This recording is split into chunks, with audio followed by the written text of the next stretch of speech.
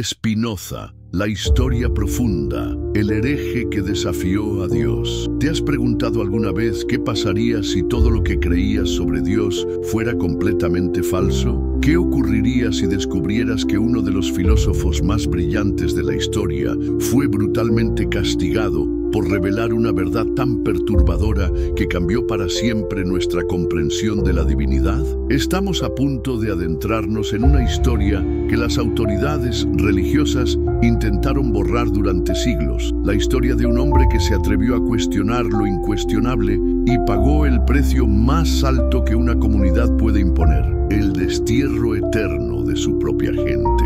Antes de continuar, déjame preguntarte, ¿desde qué país nos estás viendo? ¿Qué hora es donde te encuentras? Me encanta saber que tenemos una audiencia global que busca la verdad sin importar las fronteras. Y si estás viendo esto desde tu teléfono, ese pequeño gesto de darle like realmente ayuda a que este contenido llegue a más personas que, como tú, buscan respuestas reales. Esta es la historia de Baruch Spinoza, el hombre que osó decir que el Dios del Antiguo Testamento no era el verdadero Dios, sino una construcción humana diseñada para controlar y manipular a las masas. Un filósofo que fue considerado tan peligroso que fue maldecido con el cherem más severo de la historia, una condena que lo apartó para siempre de su familia, su comunidad y su identidad. Pero, ¿por qué sus ideas eran tan amenazadoras? ¿Qué había descubierto este joven judío holandés que causó tal terror en las autoridades religiosas de su época? Te aseguro que al final de este análisis, tu comprensión de Dios, la religión y la espiritualidad nunca será la misma. El nacimiento de un revolucionario. El año era 1632 y en una pequeña casa de la próspera ciudad de Ámsterdam nació un niño que cambiaría el curso del pensamiento occidental. Sus padres, Miguel y Ana Débora Spinoza, eran judíos sefardíes que habían huido de la Inquisición española para encontrar refugio en los Países Bajos. Como muchas familias de refugiados, llevaban consigo no solo sus pertenencias, sino también sus traumas, sus miedos y una ortodoxia religiosa que se había endurecido por siglos de persecución. Puedes imaginar crecer en un ambiente donde el miedo al castigo divino se respiraba en cada rincón de la casa, donde cada pregunta era vista como una amenaza potencial a la supervivencia de la comunidad. Baruch Spinoza creció en este mundo, pero su mente inquieta no podía conformarse con las respuestas simples que le ofrecían. La comunidad judía de Ámsterdam era un mundo en miniatura, una sociedad perfectamente organizada que había logrado prosperar en tierra extranjera gracias a su cohesión interna y su disciplina religiosa.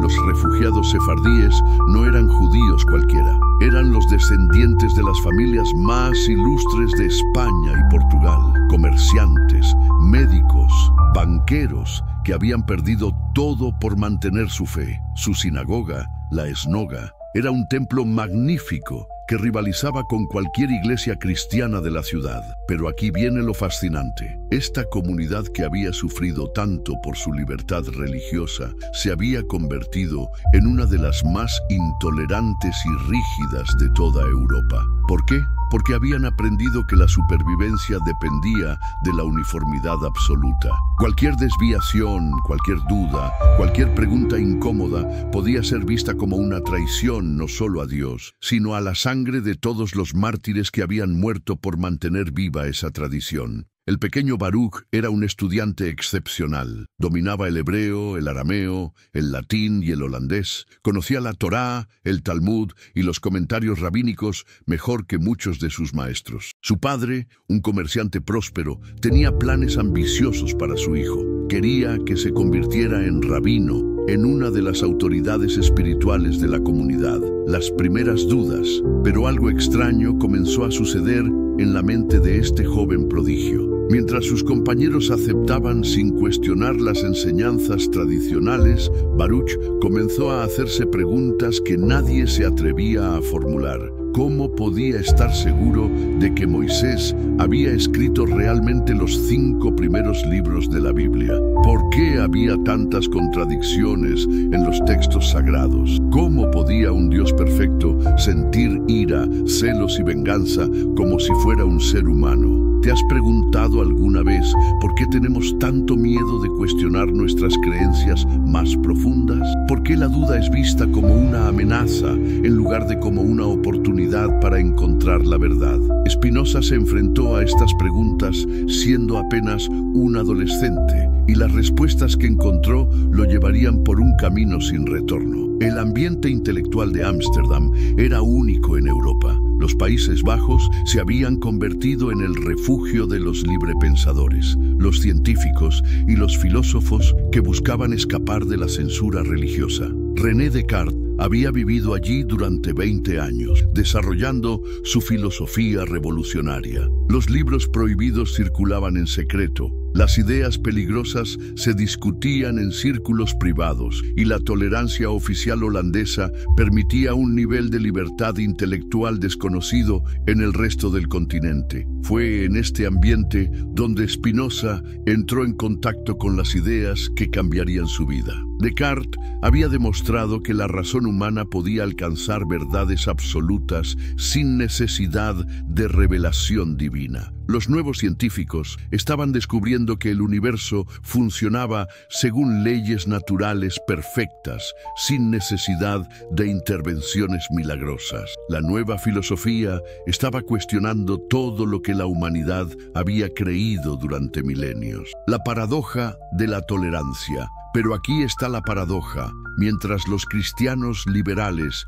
podían experimentar con estas ideas sin perder su lugar en la sociedad, la comunidad judía de Ámsterdam vivía en un estado de paranoia constante. Habían sido tolerados por las autoridades holandesas precisamente porque eran una comunidad ordenada, disciplinada y unificada. Cualquier escándalo, cualquier controversia, cualquier signo de división interna podía ser usado como excusa para revocar sus privilegios. Los líderes de la comunidad judía conocían muy bien la historia. Sabían que en otros países las autoridades habían usado las disputas internas como pretexto para perseguir a toda la comunidad. Por eso, cualquier forma de disidencia era vista no como una diferencia de opinión, sino como una traición que podía poner en peligro la supervivencia de todos. Spinoza comenzó a expresar sus dudas en conversaciones privadas con amigos y compañeros de estudio.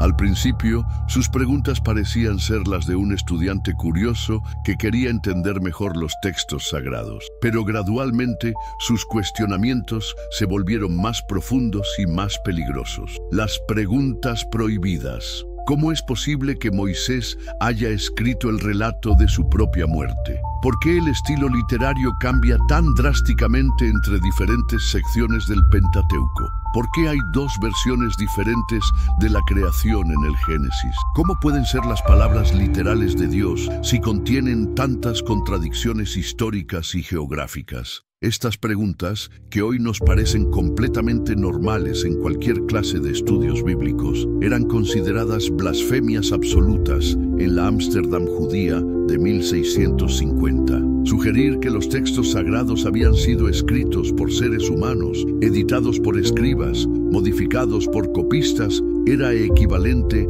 a negar la existencia misma de Dios. Pero Spinoza fue más allá. Comenzó a cuestionar la naturaleza misma de la revelación divina. ¿Cómo podía distinguirse una revelación auténtica de una alucinación? ¿Por qué Dios había elegido revelar su voluntad solo a un pueblo específico? ¿Por qué las revelaciones divinas parecían reflejar siempre las preocupaciones políticas y sociales de su época? ¿Te has preguntado alguna vez por qué las revelaciones divinas siempre parecen coincidir con los intereses de quienes las reciben? ¿Por qué los mensajes de Dios siempre resultan ser exactamente lo que los líderes religiosos necesitan escuchar para mantener su autoridad? La crisis de la inmortalidad. Las dudas de Spinoza no se limitaban a cuestiones académicas. Comenzó a cuestionar la inmortalidad del alma, uno de los pilares fundamentales de la fe judía. Según sus estudios de filosofía natural, el alma parecía ser simplemente la forma del cuerpo, no una sustancia separada que pudiera sobrevivir a la muerte. Si esto era cierto, entonces toda la estructura de recompensas y castigos divinos perdía su fundamento. También comenzó a dudar de la elección divina del pueblo judío. ¿Por qué un Dios universal habría elegido a un pueblo específico por encima de todos los demás? ¿No era esto una forma de particularismo que contradecía la universalidad divina? ¿No era más probable que cada pueblo hubiera inventado su propia versión de la elección divina para justificar su superioridad? Pero la duda más peligrosa de todas era su creciente convicción de que el Dios descrito en la Biblia hebrea no podía ser el verdadero Dios. Un ser perfecto no podía sentir emociones humanas como la ira, los celos o la venganza. Un ser infinito no podía tener preferencias particulares o hacer demandas específicas. Un ser eterno no podía cambiar de opinión o arrepentirse de sus acciones. El Dios tirano, ¿qué tipo de Dios era este que ordenaba genocidios, que castigaba a los hijos por los pecados de los padres, que exigía sacrificios sangrientos y que parecía comportarse como un tirano oriental? ¿No era más probable que este Dios fuera una proyección de las fantasías de poder humanas, una construcción ideológica diseñada para legitimar la autoridad política y religiosa? Estas ideas fermentaron en la mente de Spinoza durante años. Al principio las compartió solo con sus amigos más cercanos, pero gradualmente comenzó a expresarlas más abiertamente. Su brillantez intelectual era innegable y sus argumentos eran tan sólidos que incluso sus críticos tenían dificultades para refutarlos. ¿Puedes imaginar la tensión que esto creaba en la comunidad? Aquí estaba el estudiante más prometedor de su generación, el hijo de una familia respetada, cuestionando los fundamentos mismos de la fe que había sostenido a su pueblo durante milenios. Era como si el futuro de la tradición judía estuviera siendo atacado desde dentro por alguien que conocía esa tradición mejor que casi cualquier otro. La reacción de la comunidad. Los líderes de la comunidad inicialmente trataron de razonar con él. Le ofrecieron sobornos, amenazas suaves, intentaron convencerlo de que mantuviera sus ideas en privado. Después de todo, era joven, brillante, tenía toda la vida por delante. ¿Por qué arruinar su futuro por unas dudas filosóficas? Pero Spinoza había llegado a una conclusión que cambiaría no solo su vida, sino el curso de la filosofía occidental. La verdad era más importante que la comodidad social. La integridad intelectual valía más que la aceptación comunitaria. Si sus ideas eran correctas, entonces tenía la obligación moral de defenderlas, sin importar las consecuencias. Esta decisión lo llevaría al momento más dramático de su vida, un evento que resonaría a través de los siglos y convertiría a Spinoza en el símbolo de la libertad intelectual frente a la tiranía religiosa. Pero antes de llegar a ese momento climático, necesitamos entender exactamente qué había descubierto este joven genio que resultó ser tan amenazador para el orden establecido. La religión, como política, Spinoza había desarrollado una nueva forma de entender la religión, una que la despojaba de todo su poder político y la reducía a su función social básica. Según su análisis, los textos sagrados no eran revelaciones divinas, sino documentos históricos que reflejaban las necesidades políticas y sociales de sus autores. Los profetas no eran mensajeros de Dios, sino líderes políticos que usaban el lenguaje religioso para movilizar a las masas. ¿No te parece extraño que todas las religiones del mundo tengan exactamente las mismas características? Que todas afirmen tener la única verdad, que todas amenacen con castigos eternos a quienes no las acepten, que todas exijan obediencia absoluta a sus autoridades. ¿No es más probable que todas sean variaciones del mismo fenómeno humano básico, el uso de la superstición para el control social? Para Spinoza, la religión organizada era fundamentalmente una forma de gobierno. Los sacerdotes eran políticos que usaban el miedo sobrenatural en lugar de la fuerza física para mantener el orden. Los rituales eran ceremonias políticas diseñadas para reforzar la identidad grupal y la obediencia a la autoridad. Las creencias eran herramientas psicológicas para generar conformidad y sumisión. Esta perspectiva lo llevó a una conclusión revolucionaria. Si la religión era política, entonces podía ser analizada, criticada y reformada como cualquier otra institución humana. No tenía que ser aceptada como una verdad eterna e inmutable. Podía ser juzgada según sus efectos en la vida humana, y si esos efectos eran negativos, podía ser rechazada. La traición del Hijo. Pero aquí estaba el problema. Spinoza no era simplemente un crítico externo de la religión. Era un miembro de la comunidad judía, alguien que había jurado lealtad a sus tradiciones, alguien cuya familia había sacrificado todo por mantener viva esa fe. Su crítica no era la de un enemigo externo, sino la de un hijo que había llegado a ver a su propia madre como una mentirosa. ¿Qué le duele más a una comunidad religiosa? ¿El ataque de un extraño o la traición de uno de sus propios hijos? ¿Qué amenaza más el poder de una autoridad religiosa, la persecución externa o la rebelión interna? Spinoza representaba el tipo de amenaza más peligrosa posible, alguien que conocía el sistema desde adentro y podía exponer sus secretos más profundos. Los líderes de la comunidad judía de Ámsterdam se dieron cuenta de que estaban ante una crisis sin precedentes. No se trataba simplemente de un joven rebelde que había perdido la fe. Se trataba de un intelectual brillante que había desarrollado una crítica sistemática de toda la estructura religiosa y que tenía la capacidad de convencer a otros de la validez de sus argumentos. ¿Qué harías tú si fueras responsable de mantener unida a una comunidad que había sobrevivido siglos de persecución y de repente apareciera alguien cuestionando los fundamentos mismos de su identidad? ¿Permitirías que esas ideas se extendieran y potencialmente destruyeran todo lo que habían construido? ¿O tomarías medidas drásticas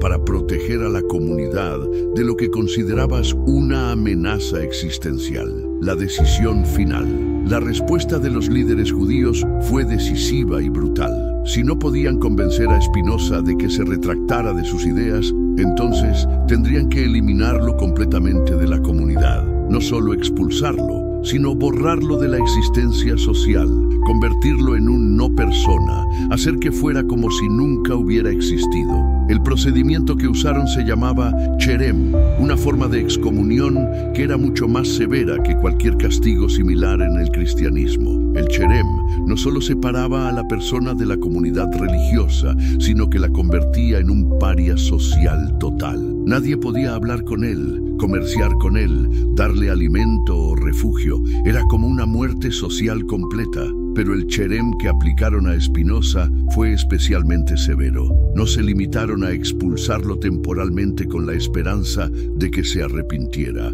Lo maldijeron para toda la eternidad, declarando que ni siquiera Dios podría perdonar sus pecados. Fue una condena absoluta, un acto de violencia simbólica que buscaba no solo castigar a Spinoza, sino aterrorizar a cualquier otro que pudiera estar tentado a seguir su ejemplo. ¿Te has preguntado alguna vez qué se siente al ser completamente rechazado por la comunidad que te vio nacer? ¿Qué significa despertar un día y descubrir que has sido borrado de la existencia social, que tu propia familia no puede reconocer tu existencia? Spinoza estaba a punto de experimentar esta forma extrema de muerte en vida, y su respuesta a esta brutalidad definiría no solo su destino personal, sino el futuro de la filosofía occidental. El día de la maldición. La fecha era el 27 de julio de 1656. Spinoza tenía apenas 23 años. En unas pocas horas se convertiría en el hombre más libre y más solo de Europa. Su nombre se volvería sinónimo de herejía, pero también de coraje intelectual. Su maldición se convertiría en su liberación y su ostracismo en su inmortalidad. Pero antes de que ese momento llegara, los líderes de la comunidad judía le dieron una última oportunidad. Una oportunidad de salvarse, de mantener su lugar en la sociedad, de conservar su familia y su futuro. Todo lo que tenía que hacer era retractarse públicamente de sus ideas, prometer que nunca más cuestionaría la autoridad religiosa y aceptar vivir en silencio. ¿Qué habrías hecho tú en su lugar? ¿Habrías elegido la comodidad de la conformidad o el peligro de la verdad? ¿Habrías preferido la seguridad de la mentira o la incertidumbre de la honestidad? La respuesta de Spinoza definiría no solo su carácter, sino su legado histórico. La respuesta fue el silencio. Un silencio que hablaba más fuerte que cualquier palabra. Un silencio que decía: prefiero la verdad solitaria a la mentira compartida. Un silencio que cambiaría el mundo. La sinagoga portuguesa de Ámsterdam se llenó esa mañana como nunca antes. Toda la comunidad había sido convocada para presenciar un evento que marcaría un antes y un después en la historia del judaísmo occidental. No era solo la excomunión de un joven hereje. Era el momento en que la comunidad judía definiría qué tipo de judaísmo querían preservar para las generaciones futuras. El ritual de la muerte social, el ritual del cherem, comenzó con el sonido ominoso del shofar, el cuerno de carnero que tradicionalmente anunciaba los momentos más solemnes de la vida judía. Pero en esta ocasión, su lamento parecía ser una sirena de muerte. Los líderes de la comunidad se habían vestido con sus mejores ropas, como si fuera un día de fiesta, pero sus rostros mostraban una gravedad que helaba la sangre. El rabino Isaac Aboab da Fonseca, uno de los líderes más respetados de la comunidad, se acercó al púlpito con un pergamino en las manos. Era un documento que había sido redactado cuidadosamente durante semanas, cada palabra pesada y medida para lograr el máximo impacto. No era solo una expulsión, era una maldición diseñada para durar toda la eternidad. Las palabras que salieron de su boca esa mañana resonarían a través de los siglos. Era una condena que no solo separaba a Spinoza de la comunidad judía, sino que lo convertía en un enemigo de Dios mismo. Con el juicio de los ángeles y con el veredicto de los santos, comenzó el rabino, excomulgamos, expulsamos, maldecimos y anatematizamos a Baruch de Spinoza. ¿Puedes imaginar estar presente en esa sala, sintiendo el peso de esas palabras terribles? ¿Puedes imaginar ser el objeto de tanto odio y miedo concentrado? Spinoza permanecía en silencio, pero su presencia misma era una acusación contra todo lo que representaba esa ceremonia. Las palabras de la condena eterna. Maldito sea de día y maldito sea de noche, maldito sea al acostarse y maldito sea al levantarse, maldito sea al salir y maldito sea al entrar. Las palabras caían como martillazos sobre el silencio de la sinagoga. Esta no era una simple excomunión, era una declaración de guerra espiritual contra un hombre que había osado pensar por sí mismo. No quiera el Señor perdonarlo, sino que la cólera y el celo del Señor ardan contra este hombre y traigan sobre él todas las maldiciones que están escritas en el libro de la ley. Era una inversión completa de la bendición, un intento de convertir a Spinoza en un ejemplo de lo que les sucedía a quienes desafiaban la autoridad religiosa, y que su nombre sea borrado de debajo del cielo, y que el Señor lo separe para mal de todas las tribus de Israel, con todas las maldiciones del firmamento que están escritas en el libro de la ley. No era suficiente con expulsarlo de la comunidad terrenal, había que asegurar que fuera rechazado también por la comunidad celestial. El ritual continuó con la lectura de las prohibiciones específicas. Nadie podía hablar con Spinoza, comerciar con él, leer sus escritos, estar bajo el mismo techo que él o acercarse a él a una distancia menor de 4 codos. Era como si fuera un leproso espiritual, alguien cuyo contacto pudiera contaminar a los fieles. El momento de la verdad. Cuando terminó la lectura, se hizo un silencio sepulcral en la sinagoga. Era el momento en que Spinoza podía levantarse, arrodillarse, pedir perdón y prometer que nunca más cuestionaría la autoridad última oportunidad de salvarse de la condena eterna. ¿Qué estaba pensando en ese momento? ¿Sintió miedo, dudas, arrepentimiento, o sintió una extraña sensación de liberación, como si finalmente se hubiera quitado un peso de encima? Nadie lo sabe con certeza, porque Spinoza nunca habló públicamente sobre ese momento, pero su silencio fue más elocuente que cualquier discurso. No se levantó, no pidió perdón, no se retractó. Simplemente permaneció sentado, mirando directamente a los ojos a los hombres que acababan de maldecirlo para toda la eternidad. Era un acto de desafío tan poderoso que algunos de los presentes comenzaron a murmurar entre sí. ¿Cómo era posible que un joven de 23 años tuviera tal coraje? ¿Qué tipo de convicción lo movía? La ceremonia terminó con el sonido del shofar, pero esta vez no era un llamado a la reflexión, sino una declaración de guerra. Spinoza había sido oficialmente borrado de la existencia judía. Ya no era Baruch, el bendito, sino un no nombre, un no ser, un fantasma que caminaba entre los vivos. Las consecuencias inmediatas. Lo que siguió fue una campaña de terror psicológico diseñada para quebrar la resistencia de Spinoza. Su propio padre, Miguel Spinoza, tuvo que echarlo de la casa familiar. Sus hermanos dejaron de reconocer su existencia. Los comerciantes con quienes había hecho negocios le cerraron las puertas.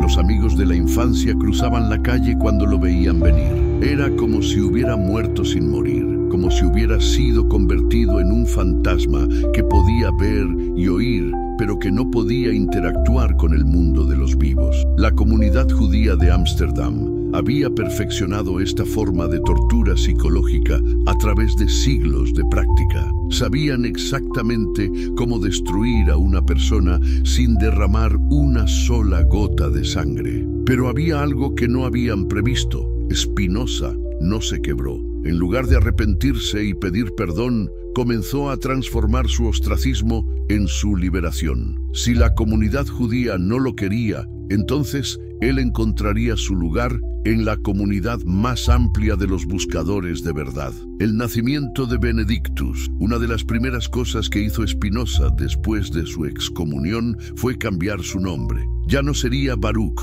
el nombre hebreo que significaba bendito. Ahora sería Benedictus, la versión latina del mismo nombre. Era una declaración simbólica de que había trascendido las fronteras de su comunidad particular para convertirse en un ciudadano del mundo intelectual. ¿Te has preguntado alguna vez qué se siente al reinventarse completamente? ¿Qué significa abandonar no solo tu comunidad, sino tu identidad misma para convertirte en algo completamente nuevo? Spinoza estaba experimentando una forma extrema de renacimiento, una muerte y resurrección que lo transformaría de un joven estudiante judío en uno de los filósofos más influyentes de la historia. Pero el cambio de nombre era solo el símbolo externo de una transformación mucho más profunda.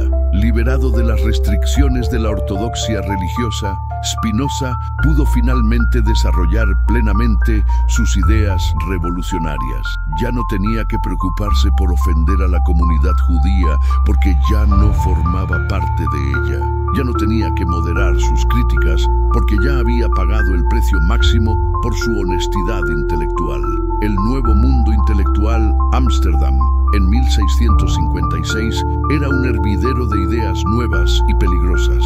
Los refugiados religiosos de toda Europa habían encontrado allí un espacio de libertad relativa donde podían explorar pensamientos que en otros lugares los habrían llevado a la hoguera. Los círculos de librepensadores se reunían en secreto para discutir las últimas obras de Descartes, Hobbes y otros filósofos radicales. Spinoza comenzó a frecuentar estos círculos, donde su brillantez intelectual y su conocimiento enciclopédico de los textos sagrados lo convirtieron rápidamente en una figura respetada. Aquí estaba un hombre que había pagado el precio máximo por su libertad de pensamiento, que había sacrificado todo por la verdad. Su presencia misma era una inspiración para otros que luchaban con sus propias dudas religiosas. Fue en estos círculos donde Spinoza comenzó a desarrollar sistemáticamente sus ideas sobre la naturaleza de Dios, la religión y la realidad.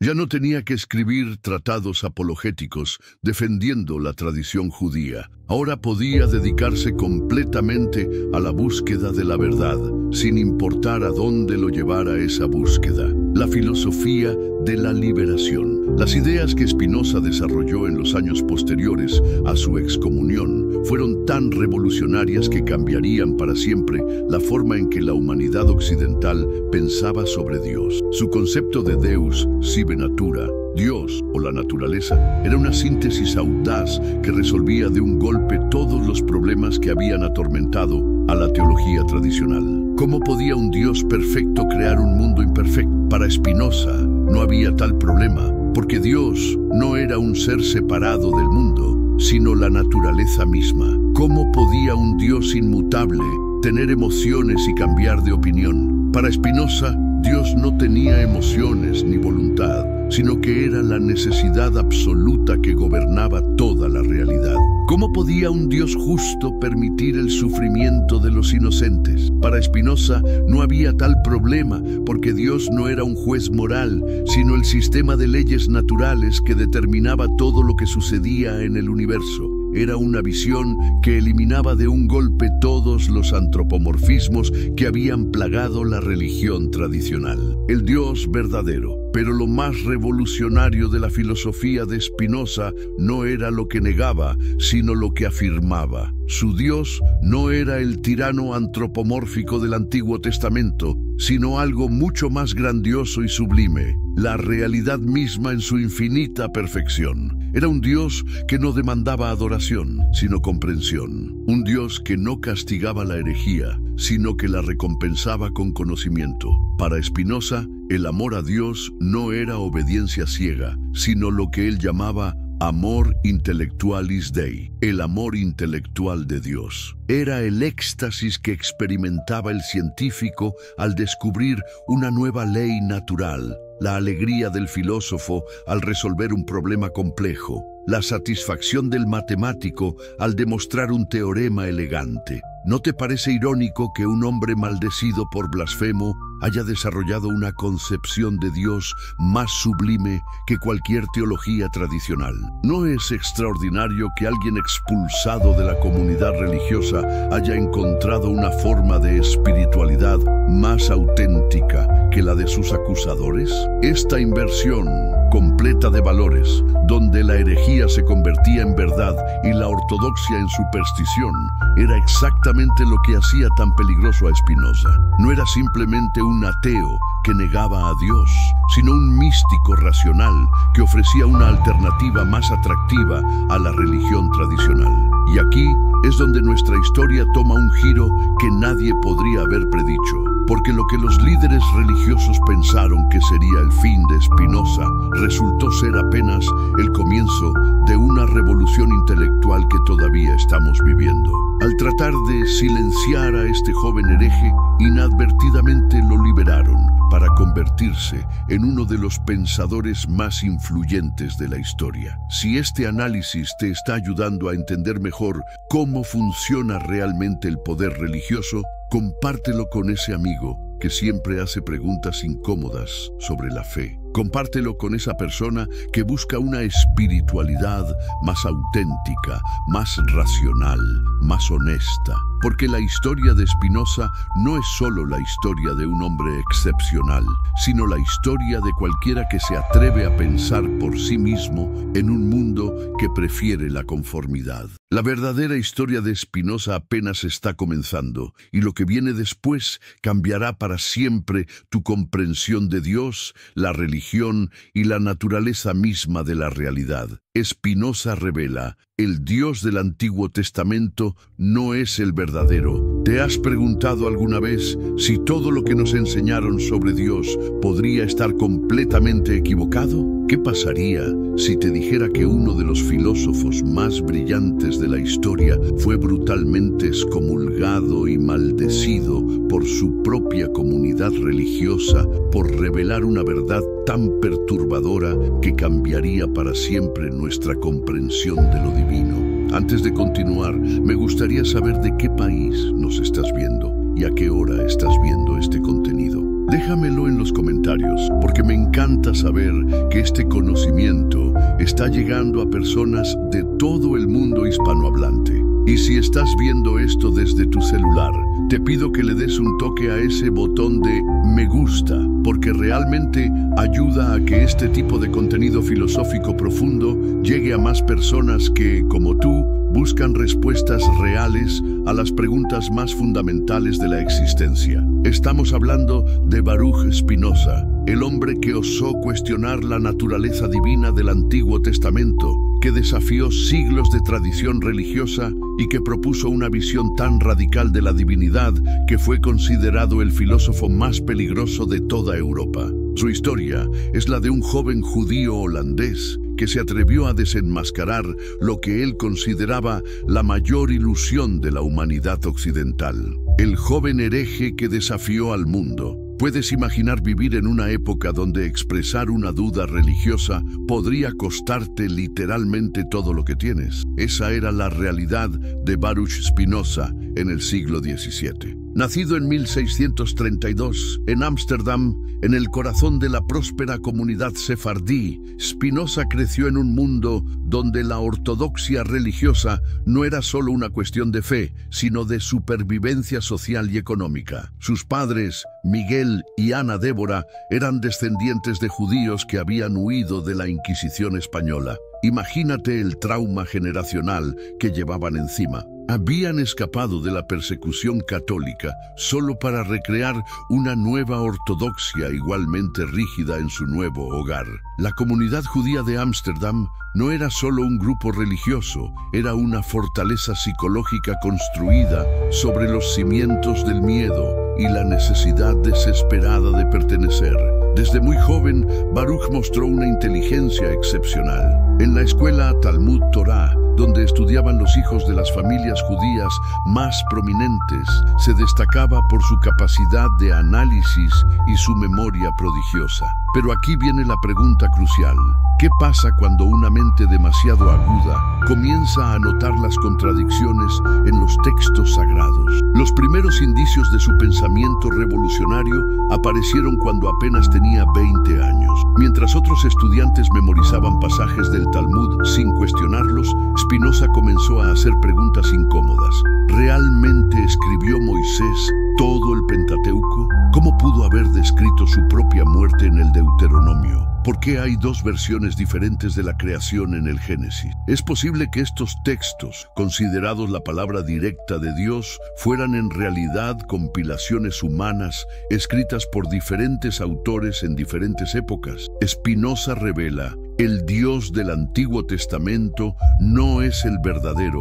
¿Te has preguntado alguna vez si todo lo que te enseñaron sobre Dios podría estar equivocado? ¿Y si existiera un filósofo tan brillante que fue capaz de demostrar con lógica matemática que el Dios bíblico no es el verdadero Dios? Antes de continuar, me gustaría saber desde qué país me estás viendo y qué hora es ahí. Escríbelo en los comentarios. Me encanta conocer a nuestra audiencia internacional. Y si estás viendo esto desde tu celular, por favor toca la pantalla 2 veces rápidamente para darle like. Esto ayuda muchísimo a que el video llegue a más personas que necesitan escuchar esta verdad. Esta es la historia de Baruch Spinoza, el hombre que se atrevió a cuestionar la naturaleza misma de la divinidad y que por ello fue maldecido, excomulgado y condenado al ostracismo eterno. Un joven judío holandés que con solo 23 años cambió para siempre nuestra comprensión de Dios, la religión y la existencia misma. ¿Qué descubrió Spinoza que fue tan perturbador que tuvieron que silenciarlo? ¿Por qué sus ideas fueron consideradas más peligrosas que las de cualquier otro filósofo en la historia? Y lo más importante, tenía razón cuando afirmó que el Dios del Antiguo Testamento era una construcción humana diseñada para controlar y manipular a las masas. El joven hereje que desafió al mundo. Corría el año 1632, cuando nació en Ámsterdam un niño que estaba destinado a convertirse en el filósofo más peligroso de Europa. Baruch Spinoza, que más tarde cambiaría su nombre a Benedictus, creció en el seno de una próspera familia judía sefardí que había escapado de la persecución en España y Portugal. Pero, ¿cómo es que un joven criado en una de las comunidades religiosas más estrictas de Europa terminó cuestionando la existencia misma del Dios bíblico? La respuesta está en su educación excepcional y en su mente extraordinariamente inquisitiva. Desde muy pequeño, Spinoza mostró una inteligencia que rayaba en lo prodigioso. Dominaba el hebreo, el latín, el holandés y el portugués. Estudiaba la Torá, el Talmud, las obras de Maimónides y Averroes. Pero fue precisamente este conocimiento profundo de los textos sagrados lo que comenzó a plantarle las primeras dudas. ¿No te parece irónico que fuera precisamente su educación religiosa la que lo llevó a cuestionar la religión? Mientras más estudiaba las escrituras, más contradicciones encontraba. Mientras más analizaba los textos sagrados, más evidentes se volvían sus inconsistencias y anacronismos. La comunidad judía de Ámsterdam era un mundo cerrado, un microcosmos de ortodoxia defensiva. Los sefardíes que habían llegado a los Países Bajos tras siglos de persecución se aferraban a sus tradiciones con desesperación.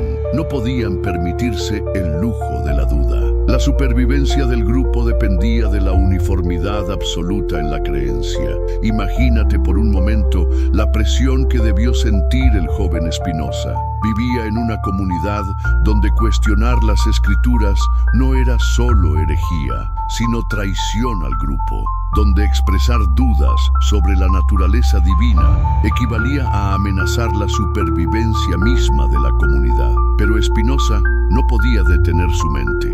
Las preguntas lo consumían. ¿Cómo podía ser que Moisés hubiera escrito sobre su propia muerte? ¿Por qué el Pentateuco contenía referencias a lugares y eventos posteriores a la época de Moisés?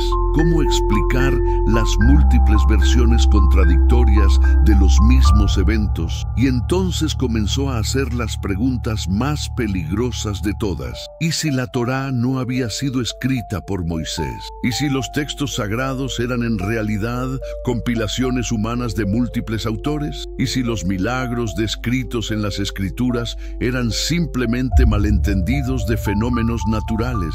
¿Te das cuenta de lo revolucionario que era este pensamiento en 1650? Estamos hablando de una época donde cuestionar la autoría divina de las escrituras era considerado no solo herejía, sino locura, donde la idea misma de que los textos sagrados pudieran contener errores era impensable. Pero Spinoza fue más allá. Comenzó a cuestionar conceptos que habían sido pilares fundamentales del judaísmo durante milenios. ¿Realmente existía la inmortalidad del alma? ¿Era el pueblo judío verdaderamente el pueblo elegido por Dios? ¿Los ángeles eran seres reales o simplemente productos de la imaginación humana? La influencia de otros pensadores libres como Uriel da Costa, quien había sido excomulgado años antes por ideas similares, comenzó a marcar profundamente al joven Spinoza. Da Costa había cuestionado la autoridad rabínica y había sugerido que la religión judía no era superior a las demás religiones. Su destino trágico, el suicidio tras años de persecución, debería haber servido como advertencia a Spinoza. ¿Pero acaso las mentes brillantes pueden ser silenciadas por el miedo? ¿Puede la amenaza de persecución detener la búsqueda apasionada de la verdad? Los Países Bajos de la época eran paradójicos. Oficialmente existía una tolerancia religiosa sin precedentes en Europa. Diferentes confesiones cristianas coexistían. Los judíos podían practicar su religión abiertamente y había un florecimiento intelectual extraordinario. Era la época de Descartes, de Rembrandt, de Vermeer. Sin embargo, esta tolerancia tenía límites muy claros. Se toleraba la diversidad religiosa siempre y cuando no amenazara el orden social o político. Y las comunidades religiosas, incluyendo la judía, tenían autonomía para disciplinar a sus propios miembros. Spinoza se encontraba en el centro de esta tensión. Por un lado, respiraba el aire de libertad intelectual que caracterizaba a la República Holandesa. Por otro, estaba sujeto a la autoridad férrea de la comunidad judía portuguesa, que no toleraría desviaciones doctrinales. ¿Puedes imaginar el conflicto interno que debió vivir? La libertad de pensamiento que veía a su alrededor contrastaba dramáticamente con la rigidez doctrinal de su propia comunidad. Era como vivir en dos mundos simultáneamente. Uno que prometía libertad intelectual, otro que exigía conformidad absoluta. La influencia de René Descartes en el joven Spinoza fue fundamental. Las ideas cartesianas sobre la duda metódica, sobre la necesidad de cuestionar todo conocimiento recibido, sobre la aplicación del método matemático al conocimiento filosófico, resonaron profundamente en su mente. Pero ¿qué sucede cuando aplicas la duda cartesiana a los textos sagrados? Cuando sometes las escrituras al mismo escrutinio racional que aplicarías a cualquier otro texto, el resultado es explosivo. Las contradicciones se vuelven evidentes, los anacronismos saltan a la vista y la naturaleza humana, demasiado humana, de los textos se hace innegable. Spinoza comenzó a frecuentar círculos de librepensadores. Conoció a cristianos heterodoxos, a filósofos naturales, a comerciantes cosmopolitas que habían viajado por el mundo y habían visto la diversidad de creencias religiosas. Estos encuentros solo reforzaron sus dudas crecientes. ¿No es fascinante cómo la exposición a la diversidad de pensamiento puede transformar una mente? Mientras más conocía Spinoza sobre diferentes sistemas de creencias, más evidentes se hacían las similitudes entre ellos. Todos parecían responder a las mismas necesidades humanas básicas: la búsqueda de significado, la necesidad de orden social, el deseo de inmortalidad. Para 1655, las ideas de Spinoza habían evolucionado hasta convertirse en una herejía completa. Ya no se trataba solo de cuestionar aspectos específicos de la doctrina judía, sino de cuestionar la naturaleza misma de la revelación divina. Spinoza había llegado a la conclusión de que los profetas no eran receptores pasivos de la palabra divina, sino que sus revelaciones eran productos de su propia imaginación exaltada, que los milagros descritos en las Escrituras eran o bien malentendidos de fenómenos naturales o bien invenciones posteriores, que la idea de un Dios que interviene constantemente en los asuntos humanos era incompatible con las leyes naturales. ¿Te imaginas el escándalo que estas ideas debieron causar en una comunidad que basaba toda su identidad en la idea de ser el pueblo elegido por Dios? El terror que debieron sentir los líderes religiosos ante la posibilidad de que estas ideas se extendieran. Pero Spinoza no se detuvo ahí. Su mente lógica lo llevó a una conclusión aún más radical. Si los textos sagrados eran obras humanas, si los profetas eran simplemente hombres con imaginación exaltada, si los milagros eran malentendidos o invenciones, entonces, ¿qué quedaba de la religión tradicional? Su respuesta sería revolucionaria: quedaba Dios. Pero no el Dios antropomórfico de las Escrituras, no el Dios que se enfurece y se arrepiente, no el Dios que elige unos pueblos sobre otros. Quedaba el verdadero Dios, la naturaleza misma en su perfección infinita. Esta conclusión no surgió de la noche a la mañana. Fue el resultado de años de estudio, reflexión y análisis. Spinoza había estudiado no solo las escrituras judías, sino también las obras de los filósofos árabes, como Averroes y Avicena, las obras de los escolásticos cristianos, como Tomás de Aquino, y los nuevos sistemas filosóficos, como el de Descartes. Pero ¿cómo reaccionaría la comunidad judía cuando descubriera que uno de sus miembros más prometedores había llegado a conclusiones tan blasfemas? La respuesta no se hizo esperar. Los rumores sobre las ideas heréticas de Spinoza comenzaron a circular en la comunidad judía de Ámsterdam. Algunos jóvenes estudiantes que habían escuchado sus teorías las reportaron a las autoridades religiosas. Otros miembros de la comunidad comenzaron a evitarlo, sospechando que sus ideas eran peligrosas. ¿Te parece familiar esta dinámica? ¿No es exactamente lo que sucede en cualquier comunidad cerrada cuando uno de sus miembros comienza a cuestionar las verdades establecidas? El miedo, la sospecha, la necesidad de silenciar la voz disidente antes de que infecte a otros. La comunidad judía de Ámsterdam tenía razones adicionales para temer. vivían en un equilibrio precario. Su prosperidad y su relativa libertad dependían de mantener un perfil bajo y no causar problemas a las autoridades holandesas. Un hereje público podría atraer atención indeseada y poner en peligro la situación de toda la comunidad. Los líderes de la sinagoga portuguesa decidieron actuar. Convocaron a Spinoza para que explicara sus ideas. Le dieron la oportunidad de retractarse. Le ofrecieron incluso una pensión anual si mantenía sus ideas en privado y no las difundía. ¿Qué habrías hecho tú en esa situación? ¿Habrías aceptado el silencio a cambio de la seguridad económica? ¿Habrías sacrificado tu integridad intelectual para mantener la paz social? Spinoza rechazó la oferta. No podía traicionar su conciencia. No podía vivir una mentira. No podía pretender creer en algo que su razón había rechazado completamente. Su respuesta selló su destino. El 27 de julio de 1656, Spinoza fue convocado a la sinagoga portuguesa de Ámsterdam para enfrentar el juicio más severo que podía pronunciar la comunidad judía, el Cherem. El Cherem más famoso de la historia. El 27 de julio de 1656 amaneció como cualquier otro día en Ámsterdam, pero se convertiría en una fecha que marcaría para siempre la historia del pensamiento occidental. Puedes imaginar la tensión que debió respirarse en la sinagoga portuguesa cuando los líderes de la comunidad se prepararon para pronunciar la maldición más severa de su historia. El Cherem no era simplemente una excomunión, era mucho más que eso. Era una maldición que pretendía borrar completamente a una persona de la existencia social, familiar y espiritual. Era una muerte civil y religiosa pronunciada por la autoridad comunitaria más alta.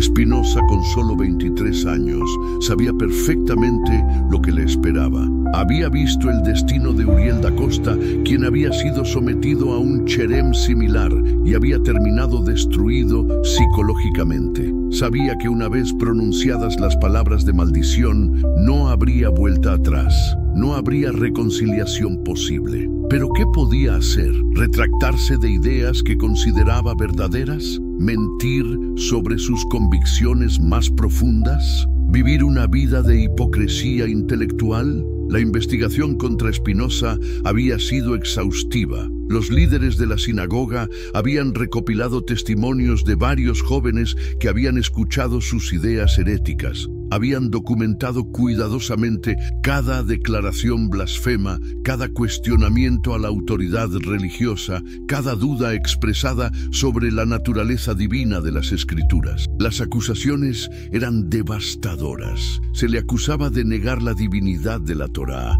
de rechazar la inmortalidad del alma, de considerar a Dios como puramente natural, de afirmar que los ángeles eran solo imaginaciones humanas. Pero había algo más. Se le acusaba de corromper a los jóvenes, de sembrar dudas en mentes impresionables, de amenazar la cohesión misma de la comunidad. ¿No te resulta familiar esta dinámica? ¿No es exactamente lo que sucede cuando cualquier autoridad establecida se siente amenazada por ideas revolucionarias? El mensajero se convierte en el enemigo. El pensador se convierte en el destructor. El cuestionador se convierte en el corruptor. Cuando Spinoza entró en la sinagoga esa mañana, sabía que estaba entrando a su propio funeral social. Los hombres que habían sido sus maestros, sus amigos, sus compañeros de estudio, ahora lo miraban como a un peligro mortal. Su propio padre, Abraham Spinoza, había sido presionado por la comunidad para que se distanciara de su hijo hereje. ¿Puedes imaginar la soledad que debió sentir? El dolor de ver cómo todos los vínculos que había construido a lo largo de su vida se desvanecían ante la rigidez doctrinal de la comunidad. El ritual del Cherem era terrorífico en su solemnidad. Los líderes de la sinagoga, vestidos de negro, se colocaron frente al arca sagrada. Los cuernos de carnero sonaron 7 veces. Las velas fueron encendidas y luego apagadas una por una, simbolizando la extinción de la vida espiritual del condenado. Y entonces pronunciaron las palabras más terribles que puede escuchar un judío. por el juicio de los ángeles y la sentencia de los santos, excomulgamos, expulsamos, execramos y maldecimos a Baruch Spinoza. ¿Te das cuenta del poder que tenían estas palabras en una comunidad donde la identidad religiosa y la identidad social eran inseparables? No se trataba solo de una sanción religiosa, sino de una muerte social completa. La maldición continuó. Que sea maldito de día y maldito de noche, maldito cuando se acueste y maldito cuando se levante, maldito cuando salga y maldito cuando entre. Que el Señor no lo perdone jamás. Que la ira y el furor del Señor se enciendan contra este hombre y traigan sobre él todas las maldiciones escritas en el libro de la ley. Las palabras resonaban en la sinagoga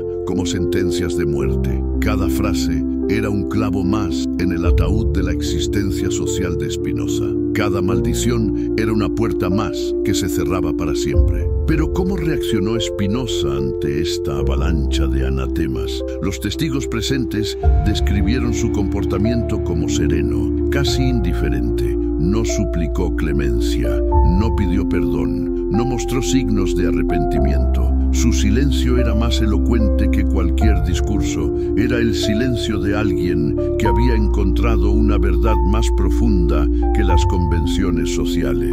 Era el silencio de alguien que prefería la soledad de la verdad a la compañía de la mentira. Y ordenamos que nadie converse con él oralmente o por escrito, que nadie le preste ningún servicio, que nadie habite bajo el mismo techo que él, que nadie se acerque a menos de 4 codos de él y que nadie lea nada escrito o transcrito por él. ¿Te imaginas vivir bajo una maldición así? ¿Te imaginas que tu propia familia, tus amigos, tus vecinos, todos los que conoces tengan prohibido hablarte, ayudarte o siquiera acercarse a ti? La maldición era total y eterna. No había posibilidad de redención, no había camino de regreso. Spinoza había sido borrado de la existencia social judía tan completamente como si hubiera muerto. Las consecuencias fueron inmediatas y devastadoras. Su familia lo expulsó de la casa familiar. Sus antiguos amigos lo evitaban como si fuera apestado. Los comerciantes judíos se negaban a hacer negocios con él. Incluso su hermana Rebeca,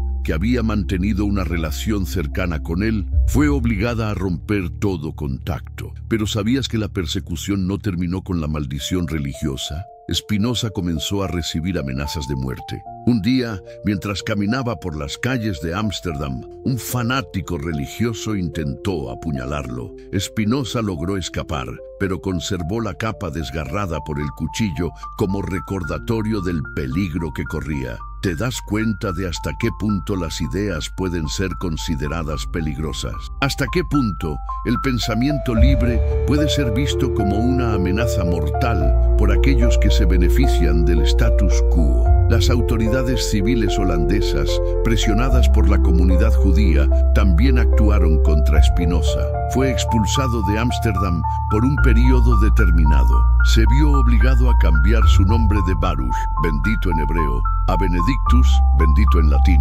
simbolizando su transición del mundo judío al mundo cristiano occidental. Pero ¿había realmente perdido Spinoza con esta excomunión? ¿O había ganado algo más valioso? La libertad intelectual completa. Liberado de las restricciones comunitarias, Spinoza pudo desarrollar sus ideas sin las limitaciones que le imponía la ortodoxia religiosa. Ya no tenía que preocuparse por escandalizar a la comunidad judía. Ya no tenía que moderar sus pensamientos para mantener la paz social. Su exilio intelectual se convirtió en su liberación filosófica. Comenzó a escribir las obras que lo convertirían en uno de los pensadores más influyentes de la historia occidental. Su Tratado Teológico Político y su Ética revolucionarían para siempre nuestra comprensión de Dios, la naturaleza, la política y la moralidad. ¿No te parece irónico que al tratar de silenciar a Spinoza, la comunidad judía de Ámsterdam haya liberado una de las fuerzas intelectuales más poderosas de la historia? Que al maldecirlo hayan bendecido a la humanidad con una de las obras filosóficas más importantes jamás escritas? Spinoza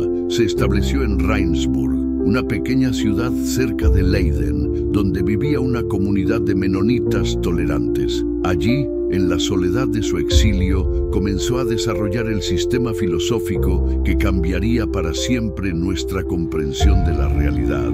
Pero ¿qué había descubierto Spinoza que era tan peligroso que tuvo que ser silenciado? ¿Qué verdades había alcanzado que amenazaban los cimientos mismos de la religión organizada? La teología política, desenmascarando la Biblia. En 1670, 14 años después de su excomunión, apareció en las librerías de toda Europa un libro que causaría un escándalo sin precedentes. Se titulaba Tratado Teológico Político y había sido publicado de manera anónima, sin nombre de autor ni de editor, con un pie de imprenta falso. ¿Por qué tanto secreto? ¿Por qué tanta precaución? La respuesta estaba en las páginas del libro mismo. Contenía las ideas más revolucionarias y peligrosas que se habían expresado jamás sobre la naturaleza de la religión y la política. Spinoza había aplicado el método científico, el mismo que se usaba para estudiar la naturaleza, al análisis de los textos sagrados, y el resultado había sido devastador para la religión tradicional. Si los textos sagrados eran analizados como cualquier otro documento histórico, si se aplicaba a ellos el mismo escrutinio racional que se aplicaba a cualquier otro texto, las conclusiones eran inevitables. ¿Te imaginas el impacto que esto tuvo en una época donde la Biblia era considerada la palabra literal de Dios, donde cuestionar la autoría divina de las Escrituras era considerado no solo herejía, sino locura? Spinoza comenzó por demostrar algo que hoy parece obvio, pero que en su época era revolucionario. El Pentateuco no había sido escrito por Moisés. ¿Cómo podía Moisés haber escrito sobre su propia muerte y sepultura? ¿Cómo podía haber descrito eventos que ocurrieron siglos después de su muerte? ¿Cómo podía haber mencionado lugares que no existían en su época? El análisis textual que realizó Spinoza era implacable. Identificó inconsistencias cronológicas, contradicciones internas, diferencias de estilo literario, anacronismos históricos. Demostró que los textos sagrados eran, en realidad, compilaciones de múltiples fuentes, editadas y recompiladas a lo largo de siglos. Pero ¿sabías que Spinoza no se limitó a la crítica textual? Fue mucho más allá. Analizó la psicología de los profetas, la sociología de la religión, la función política de las creencias religiosas. Su conclusión sobre los profetas era especialmente escandalosa. Según Spinoza, los profetas no eran receptores pasivos de revelaciones divinas, sino individuos con una imaginación extraordinariamente poderosa que interpretaban sus experiencias subjetivas como comunicaciones divinas. ¿Te das cuenta de lo radical que era esta idea?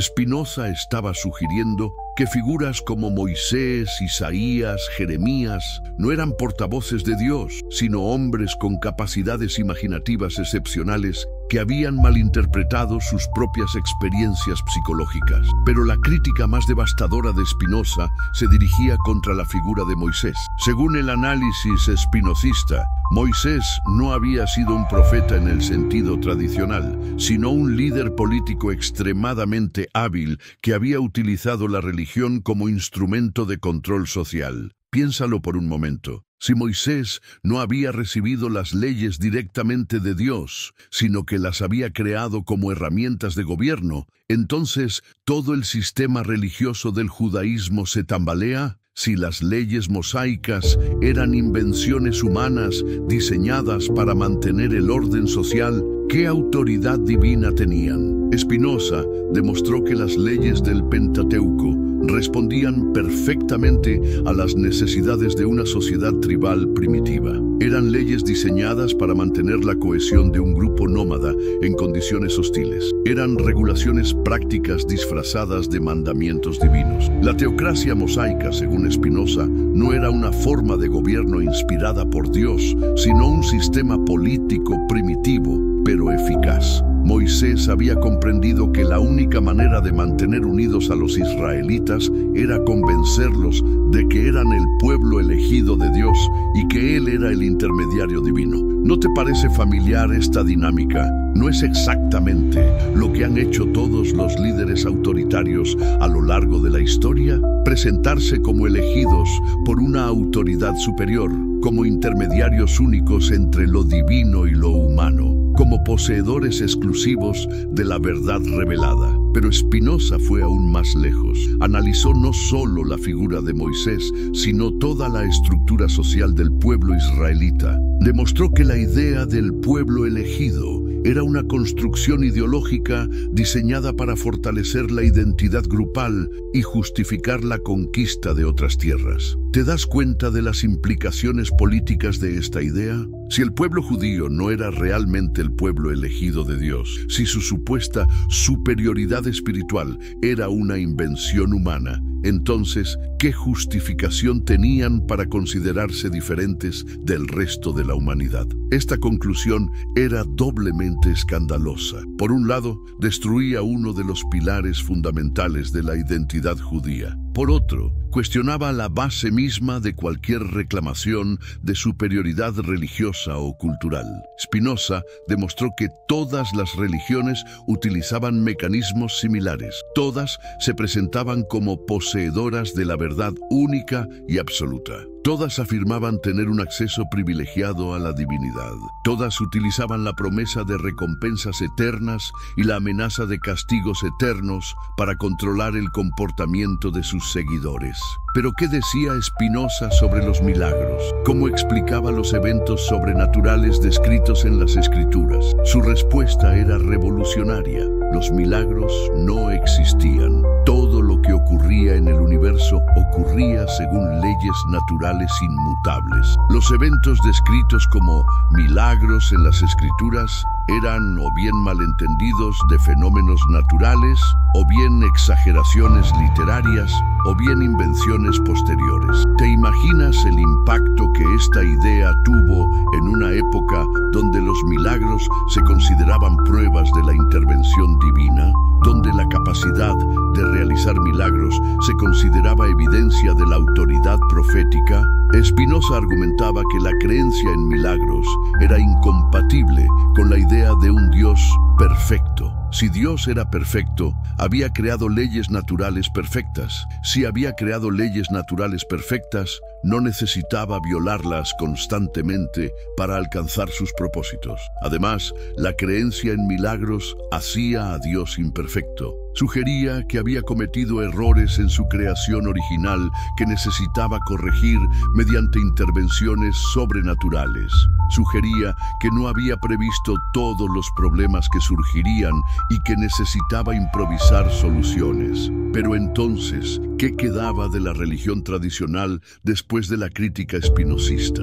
¿Qué permanecía cuando se eliminaban los milagros, las revelaciones, los profetas inspirados, las escrituras divinamente inspiradas? Según Spinoza, quedaba algo mucho más importante. Quedaba la religión universal de la razón. Quedaba la religión que no necesitaba iglesias ni sacerdotes, que no requería ceremonias ni rituales, que no dependía de textos sagrados ni tradiciones ancestrales. Esta religión universal tenía un solo dogma fundamental: la justicia y la caridad hacia todos los seres humanos. No importaba cuáles fueran las creencias específicas de cada persona, no importaba a qué iglesia perteneciera, no importaba qué rituales practicara. Lo único que importaba era su comportamiento ético hacia sus semejantes. ¿Te das cuenta de lo revolucionario que era este planteamiento?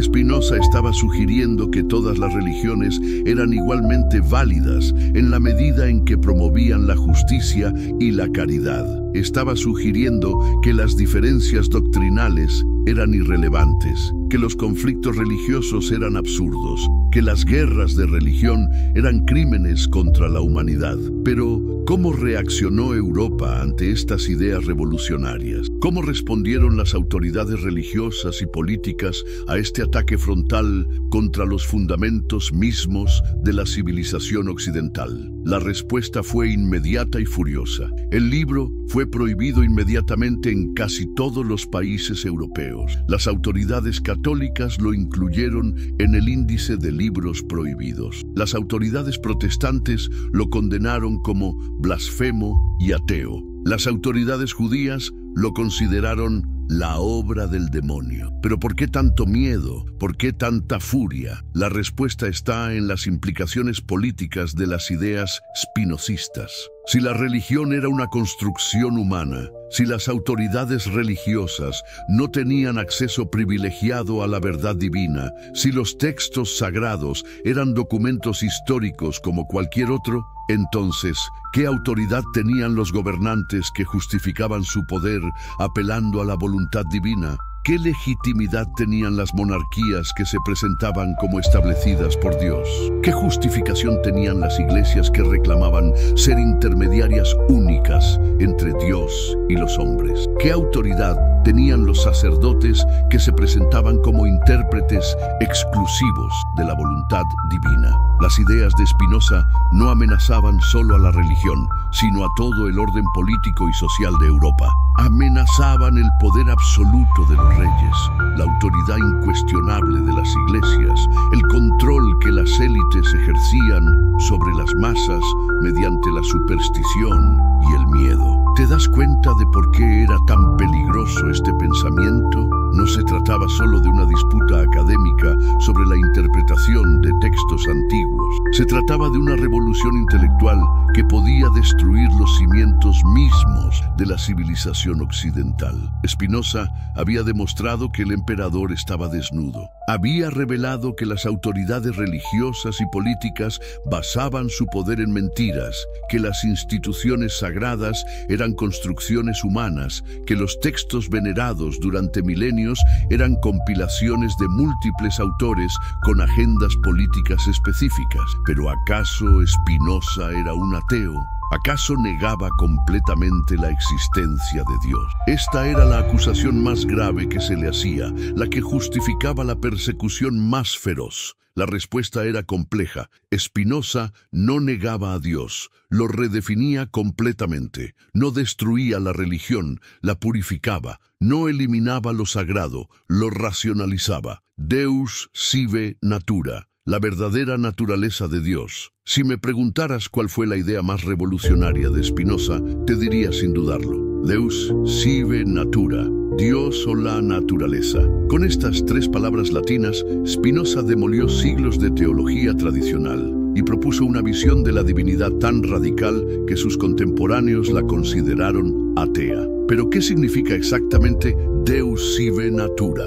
¿Qué implicaciones tiene esta ecuación aparentemente simple? Para entender la revolución spinozista, debemos comprender primero contra qué se rebelaba. La teología tradicional, tanto judía como cristiana, presentaba a Dios como un ser trascendente, separado del mundo, que había creado el universo desde la nada y que lo gobernaba desde el exterior como un rey gobierna su reino. Este Dios tradicional tenía características profundamente humanas, tenía emociones, cambiaba de opinión, se arrepentía de sus decisiones, se enojaba con los pecadores, premiaba a los justos. Era, en esencia, un ser humano magnificado hasta el infinito. ¿Pero acaso esto no te parece sospechoso? ¿No es demasiado conveniente que el Dios supremo del universo tenga exactamente las mismas características psicológicas que los seres humanos? Spinoza pensaba que sí. Su análisis lo llevó a una conclusión devastadora. El Dios antropomórfico de las religiones tradicionales era una proyección humana, una creación de la imaginación humana que atribuía a la divinidad todas las características que los humanos consideraban valiosas. ¿Te has preguntado alguna vez por qué el Dios bíblico actúa exactamente como un rey oriental antiguo? ¿Por qué tiene la misma psicología que un monarca absoluto? Exige obediencia, castiga la desobediencia, premia la lealtad, se rodea de una corte celestial. La respuesta, según Spinoza, era evidente, porque había sido creado por la imaginación de pueblos que vivían bajo monarquías absolutas. Sus creadores habían proyectado sobre la divinidad el único modelo de autoridad que conocían, el poder real. Pero si el Dios tradicional era una construcción humana, ¿qué era el verdadero Dios? ¿Cómo podía definirse la divinidad auténtica? La respuesta de Spinoza era revolucionaria. Dios no era un ser separado del mundo, sino el mundo mismo. Dios no había creado la naturaleza, Dios era la naturaleza. No existía distinción entre el creador y la creación, entre lo divino y lo natural, entre lo sagrado y lo profano. ¿Te das cuenta de las implicaciones de esta idea? Si Dios es la naturaleza, entonces todo lo que existe es divino. Las montañas son divinas, los océanos son divinos, los animales son divinos, las plantas son divinas. Y los seres humanos también son divinos, no por ser creados a imagen de Dios, sino por ser parte de Dios. Esta visión eliminaba de un golpe todas las jerarquías tradicionales. No había diferencia entre lo sagrado y lo profano, entre lo espiritual y lo material, entre lo divino y lo humano. Todo era una sola realidad infinita, una sola sustancia eterna, una sola divinidad inmanente. Pero ¿cómo podía ser Dios idéntico a la naturaleza? ¿Cómo podía la divinidad carecer de personalidad, de voluntad, de emociones? Spinoza argumentaba que estas características antropomórficas no eran signos de perfección, sino de imperfección. Un Dios que cambia de opinión no es perfecto, porque la perfección implica inmutabilidad. Un Dios que se emociona no es perfecto, porque las emociones implican pasividad, dependencia de factores externos. El verdadero Dios, según Spinoza, no podía tener voluntad, porque la voluntad implica carencia, implica desear algo que no se tiene. Pero Dios, siendo infinito, no podía carecer de nada. Todo lo que era posible ya existía en él desde la eternidad. ¿Te imaginas las consecuencias de esta idea? Si Dios no tiene voluntad, entonces no puede haber mandamientos divinos en el sentido tradicional. Si Dios no tiene emociones, entonces no puede haber castigos divinos por la desobediencia. Si Dios no tiene propósitos, entonces no puede haber un plan divino para la humanidad. Esta era la razón por la cual las ideas de Spinoza eran consideradas tan peligrosas. No solo redefinían a Dios, sino que eliminaban toda la estructura moral y política que se basaba en la idea de un Dios personal y voluntarioso. Pero Spinoza fue aún más lejos. Demostró que todo lo que ocurre en el universo ocurre por necesidad absoluta. No hay contingencia, no hay azar, no hay libre albedrío. Todo está determinado por las leyes naturales desde la eternidad. ¿Significa esto que somos simples robots biológicos, que nuestras decisiones están predeterminadas, que no tenemos control sobre nuestras acciones? La respuesta de Spinoza era matizada. Es cierto que estamos determinados por las leyes naturales, pero podemos alcanzar un tipo de libertad diferente. La libertad que viene del conocimiento, cuando comprendemos las causas que nos determinan, cuando entendemos las leyes que gobiernan nuestro comportamiento, podemos actuar de manera más racional y menos impulsiva. ¿No te parece que esta idea es profundamente moderna? ¿No es exactamente lo que nos dice la psicología contemporánea? que podemos liberarnos de nuestros patrones destructivos comprendiendo sus causas. Spinoza llamaba a esta libertad de necesidad. No podemos escapar de las leyes naturales, pero podemos comprenderlas y actuar en armonía con ellas. No podemos cambiar el curso de los eventos, pero podemos cambiar nuestra actitud hacia ellos. Esta filosofía tenía implicaciones profundas para la ética. Si todo está determinado, ¿qué sentido tiene hablar de bien y mal? ¿Qué significado tienen la culpa y la responsabilidad? Spinoza argumentaba que el bien y el mal no eran cualidades objetivas de las cosas, sino evaluaciones subjetivas basadas en nuestras necesidades y deseos.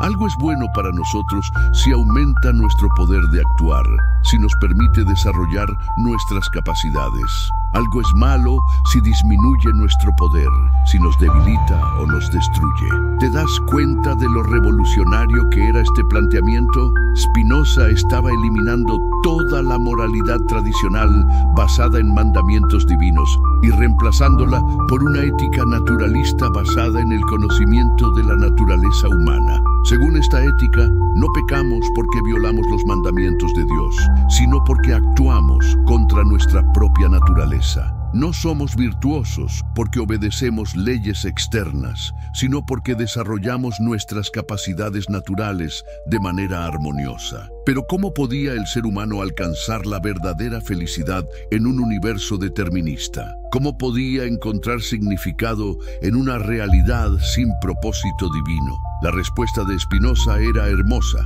a través del conocimiento y el amor. El conocimiento nos libera de la superstición y el miedo. El amor nos conecta con la totalidad de la existencia. Y el conocimiento amoroso de la realidad es en sí mismo una forma de religión. Spinoza llamaba a esto amor intellectualis Dei, el amor intelectual de Dios. No se trataba de un amor emocional hacia un ser personal, sino de una comprensión racional y amorosa de la naturaleza total de la realidad. ¿Te imaginas qué tipo de experiencia espiritual podría ser esta? Una experiencia que no necesita iglesias ni sacerdotes, que no requiere rituales ni ceremonias, que no depende de textos sagrados ni tradiciones ancestrales. Una experiencia puramente racional y completamente personal. Esta experiencia era accesible a cualquier ser humano independientemente de su origen religioso, su condición social,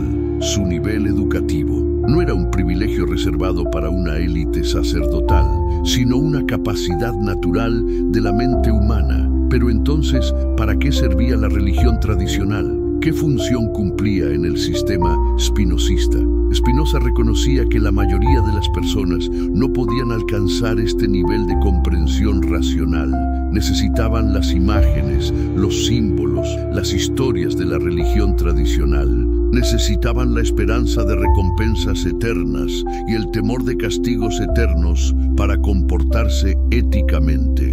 Esta era la función social de la religión: no revelar verdades metafísicas, sino promover la justicia y la caridad entre los seres humanos. La religión era útil no porque fuera verdadera, sino porque era efectiva para mantener el orden social. ¿Te das cuenta de lo pragmático que era este planteamiento? Spinoza no atacaba la religión popular por ser falsa, sino que la defendía por ser útil. Reconocía que la mayoría de las personas necesitaban las consolaciones de la fe, las promesas de la religión, las certezas de la tradición, pero esta tolerancia tenía límites. Spinoza se oponía ferozmente a cualquier intento de imponer creencias religiosas por la fuerza, de perseguir a los disidentes, de utilizar la religión para justificar la opresión política. ¿Por qué esta distinción era tan importante? Porque Spinoza había experimentado en carne propia las consecuencias de la intolerancia religiosa.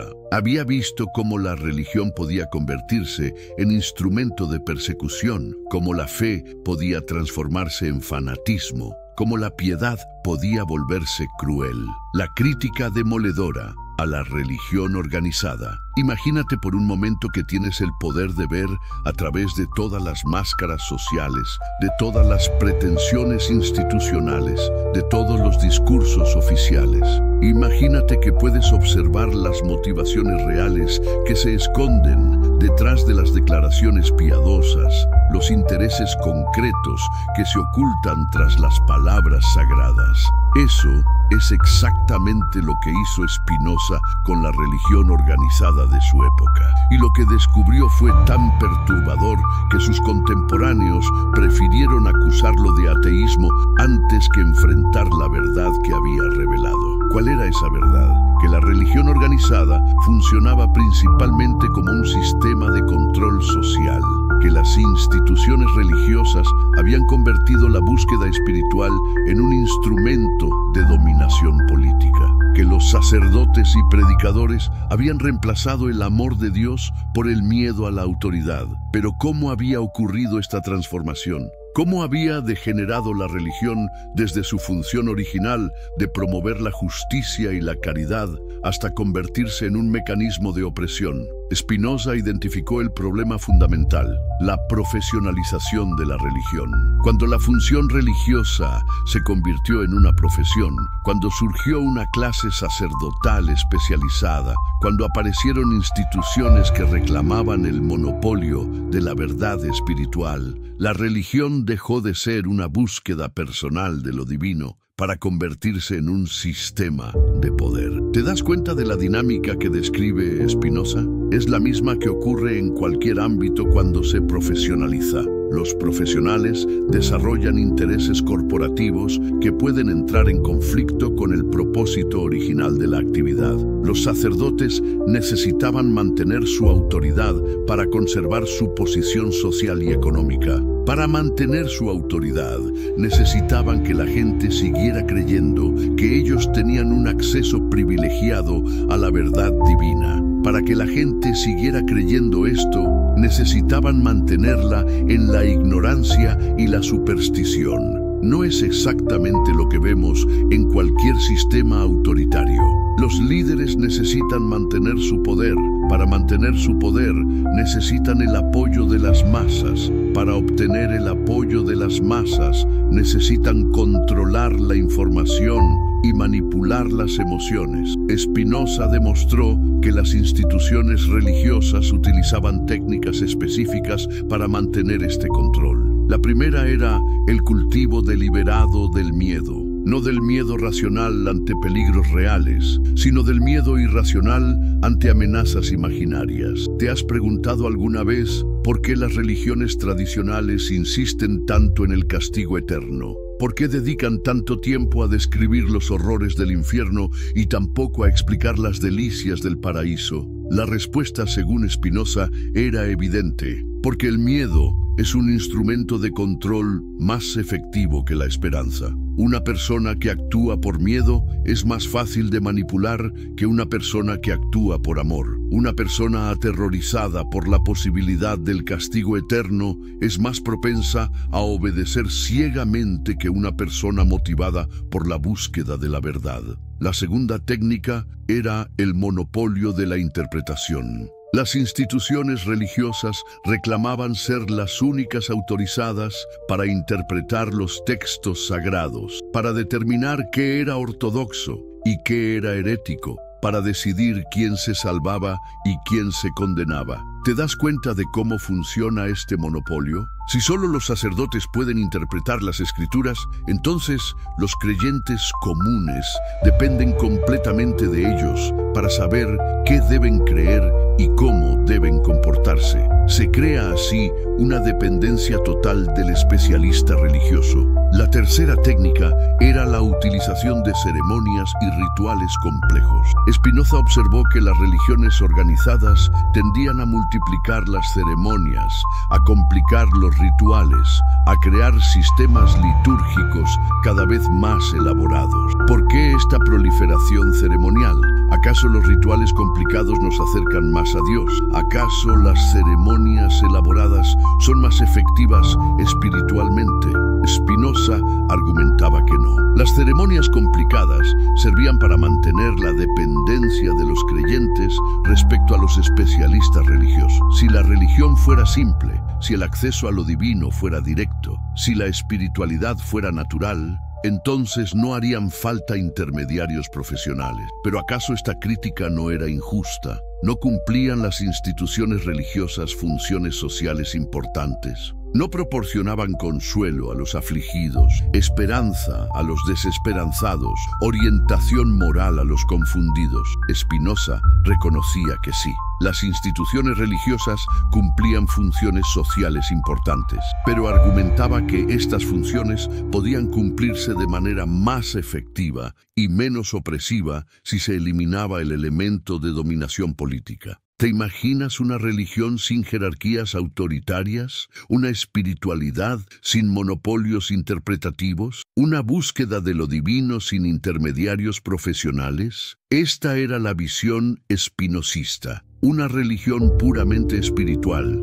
despojada de todo elemento de poder temporal, centrada exclusivamente en la promoción de la justicia y la caridad entre los seres humanos. Pero entonces, ¿qué criterios podían utilizarse para distinguir entre religión auténtica y religión falsa? ¿Cómo podía determinarse si una enseñanza religiosa era válida o no? Spinoza propuso un criterio muy simple: los frutos. Una enseñanza religiosa era válida si promovía la justicia, la caridad, la paz, la tolerancia. Una enseñanza religiosa era falsa si promovía la injusticia, el odio, la violencia, la intolerancia.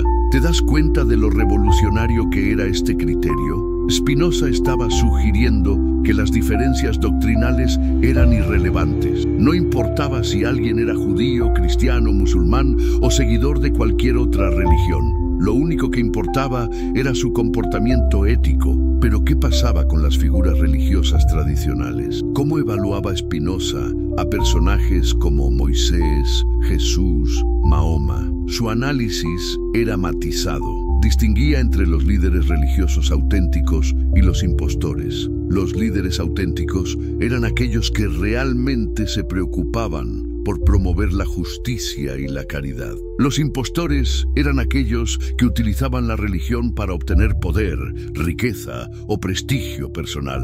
¿Cómo podía distinguirse entre unos y otros? Nuevamente, por sus frutos. Los líderes religiosos auténticos dejaban comunidades más justas, más caritativas, más pacíficas. Los impostores dejaban comunidades divididas, intolerantes, violentas. Spinoza tenía una opinión especialmente alta de Jesucristo. Lo consideraba el ejemplo más perfecto de un líder religioso auténtico. Jesús había enseñado la religión universal de la justicia y la caridad.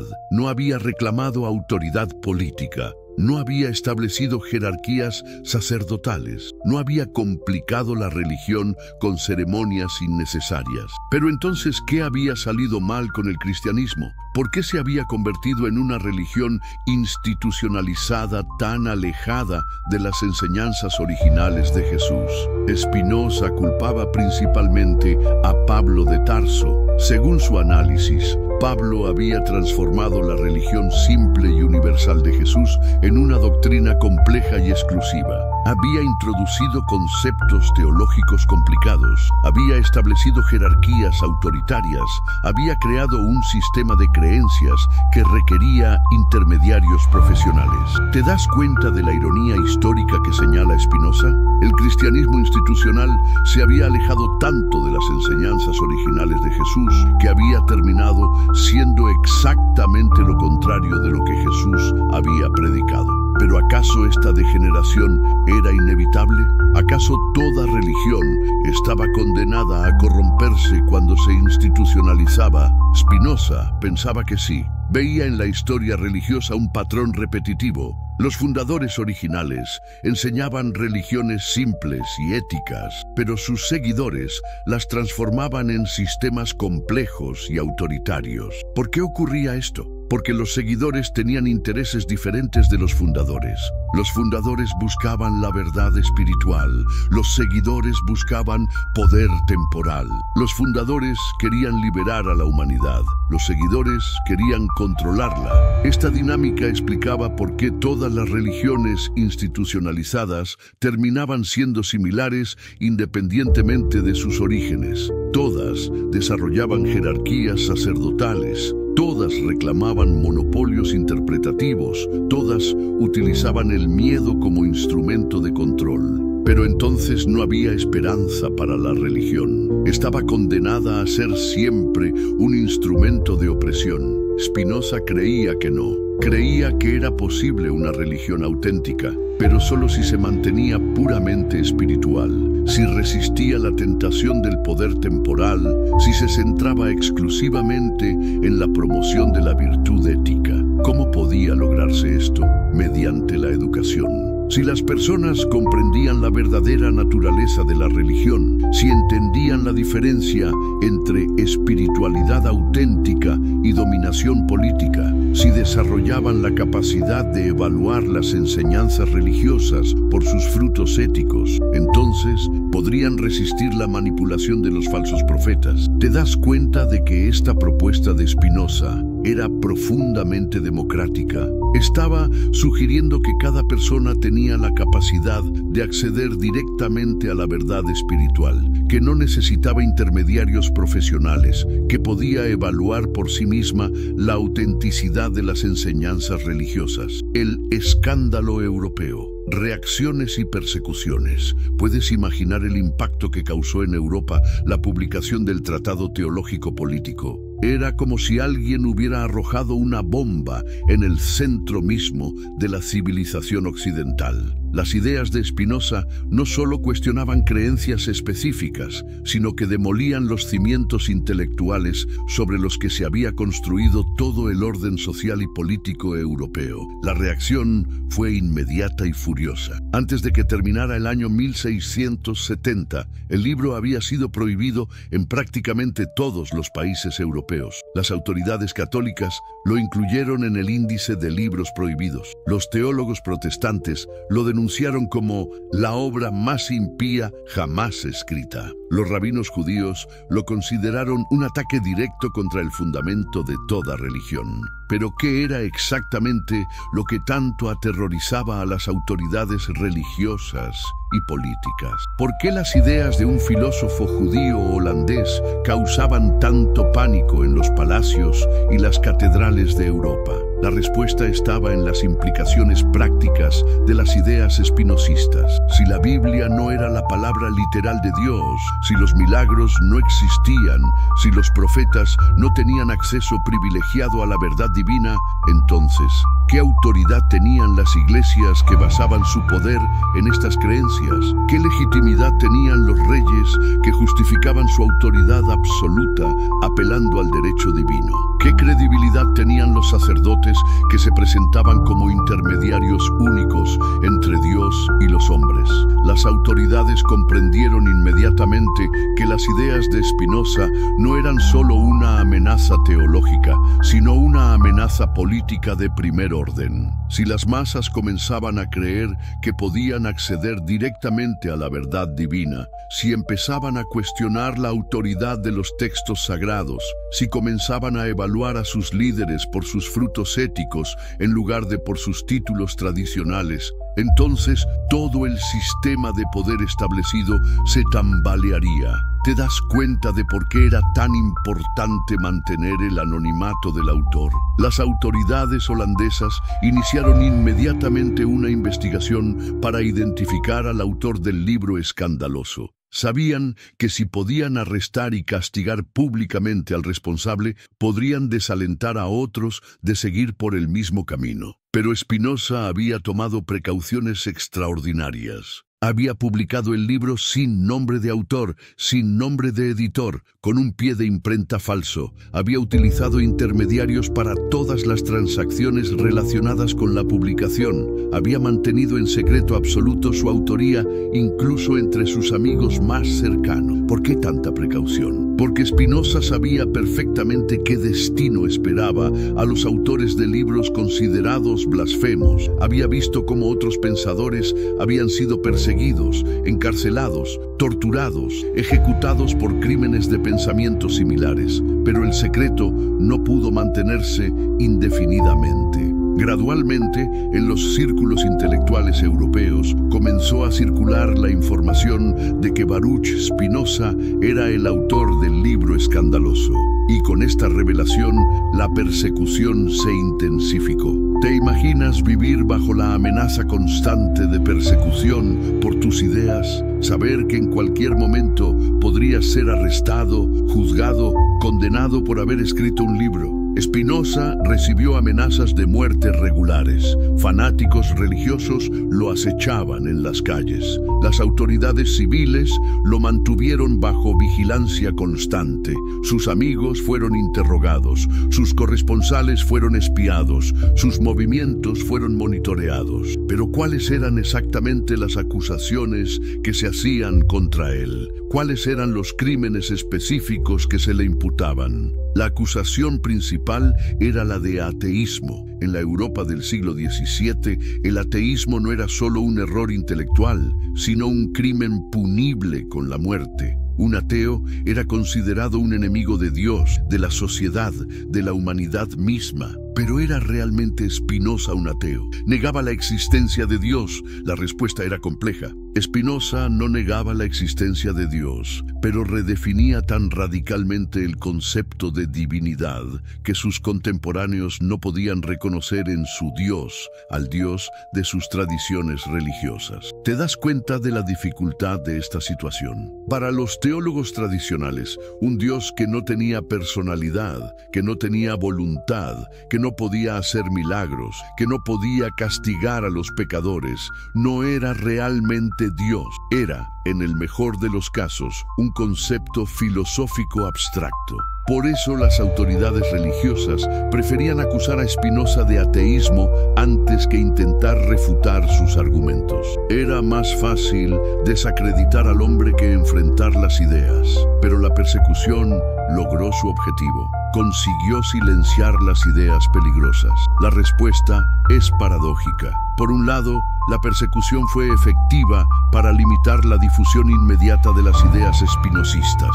El libro fue retirado de las librerías, fue confiscado en las fronteras, fue quemado públicamente en varias ciudades. Por otro lado, la persecución misma generó curiosidad sobre las ideas que se consideraban tan peligrosas. Los intelectuales europeos comenzaron a buscar copias clandestinas del libro prohibido. Se crearon redes secretas de distribución. Se multiplicaron las copias manuscritas. ¿No es irónico? Al intentar suprimir las ideas de Spinoza, las autoridades las hicieron más atractivas. Al prohibir el libro, le dieron publicidad. Al perseguir al autor, lo convirtieron en un mártir intelectual. La respuesta intelectual fue igualmente intensa. Teólogos de toda Europa se apresuraron a escribir refutaciones del Tratado Teológico Político. Se publicaron docenas de libros denunciando las ideas espinosistas. Se organizaron debates públicos sobre las implicaciones de sus teorías. ¿Pero estas refutaciones fueron efectivas? ¿Lograron demostrar que Spinoza estaba equivocado? La mayoría de estas refutaciones eran más emocionales que racionales. En lugar de enfrentar los argumentos específicos de Spinoza, se limitaban a denunciar sus conclusiones como blasfemas.